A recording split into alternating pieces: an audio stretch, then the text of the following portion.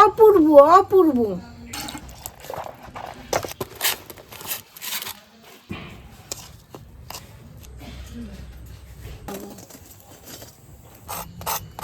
কি শব্দ হচ্ছে?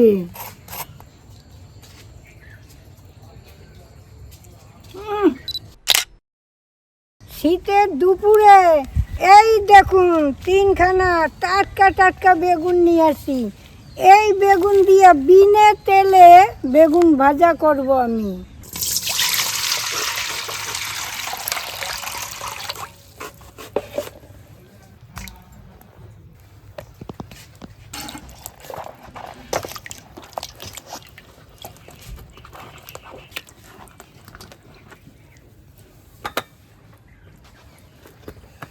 এই বেগুনের গায়ে ভালো করে একটু মশলা মেখে নিচ্ছি। পরিমাণ মতো নুন দিয়ে দিচ্ছি, পরিমাণ মতো একটু হলুদ দিয়ে দিচ্ছি।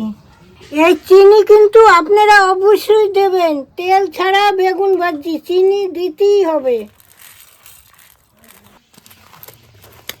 তেল ছাড়া বেগুন ভাজা করার জন্য আর একটা মশলা আমরা বানিয়ে নেব। এর জন্য কিছু উপকরণ নিয়ে নিচ্ছি। একটা শুকনো প্লেটে আমরা 4 চামচ বেসন নিয়ে নিচ্ছি। এটা হচ্ছে চালের গুঁড়ি, 3 চামচ মতো দিয়ে দেবো। এর মধ্যে দিয়ে দিচ্ছি হাফ চামচ মতো জিরে গুঁড়ো, আর দিয়ে দিচ্ছি হাফ চামচ মতো ধনে গুঁড়ো। ঝালের জন্য পরিমাণ মতো একটু লঙ্কা গুঁড়ো দিয়ে দিচ্ছি, এটা লাল লঙ্কা গুঁড়ো। এই গোলমরিচের গুঁড়িটা পুরোটা দিয়ে দিচ্ছি। বেগুন ভাজা স্বাদ আরও বাড়ানোর জন্য এখানে একটা চাট মশলা নিয়েছি। এই চাট মশলাটা পরিমাণ মতো দিয়ে দিচ্ছি। আমার যে কটা বেগুন আছে ওর জন্য হাফ চামচ মতোই নিচ্ছি।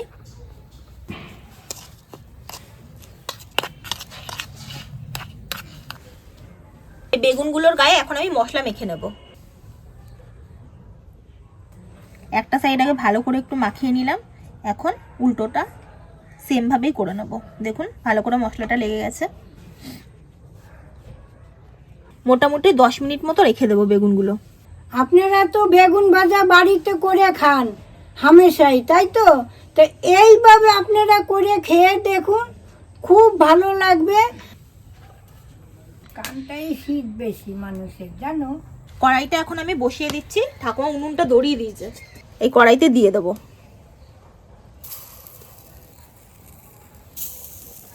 এখন একটা ঢাকনা দিয়ে ঢেকে দিচ্ছি। প্রায় 5 মিনিট হয়ে গেল, একটা পিঠ ভাজছিলাম। তো দেখি এখন বেগুনটা ভাজা হয়েছে নাকি।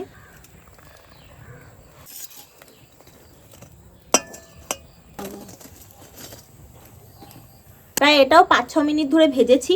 তো এখন আশা করছি হয়ে গেছে। খুলে দেখি।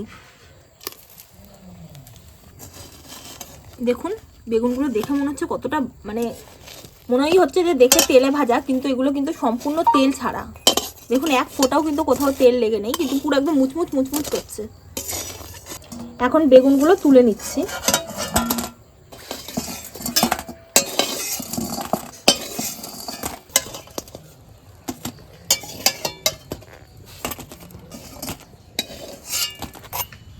দেখুন প্রত্যেকটা বেগুনে কি সুন্দর শব্দ। তখন একটা খেয়ে দেখো তুমি। দেখি একটু খেয়ে দেখি, দাঁড়া ভাঙিয়ে দেখাই। দেখুন কি নরম হয়েছে, দেখেছেন?